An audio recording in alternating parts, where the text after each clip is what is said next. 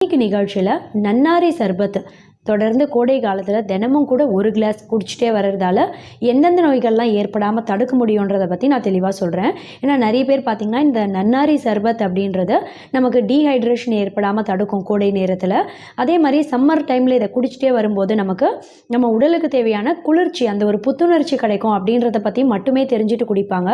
ஆனால் இன்னும் ஏகப்பட்ட நோய்கள் ஏற்படக்கூடிய வாய்ப்பை நன்னாரி சர்பத் அப்படின்றது ரொம்ப ரொம்ப கம்மி பண்ணிடும். ரொம்ப குறிப்பாக சிறுநீரக கற்கள் உருவாகக்கூடிய வாய்ப்பை ரொம்பவே கம்மி பண்ணிடும். கிட்னி ஸ்டோன் வராமல் தடுக்கிறதுல நன்னாரி சர்பத் அப்படின்றதும் முக்கியமான ஒரு ஊட்டச்சத்து பானம். அதே மாதிரி யூரினரி ட்ராக்ட் இன்ஃபெக்ஷன் அப்படின்னு சொல்லக்கூடிய சிறுநீர் பாதையில் எந்த ஒரு தொற்றும் ஏற்படாமல் தடுக்கும். யூரின் போகும்போது எரிச்சல் அதிகமாக இருக்குது, இந்த மாதிரியான பாதிப்பு இருக்குது அப்படின்றவங்களாம் நன்னாரி சர்பத் குடிச்சிட்டே வந்திங்கன்னா அந்த பாதிப்புலேருந்து சீக்கிரமே வெளிவரத்துக்கும் ரொம்ப ரொம்ப உதவியாக இருக்கும். பொதுவாகவே நன்னாரி அப்படின்றது நம்ம உடம்புல நோய் எதிர்ப்பு தன்மையை நல்லா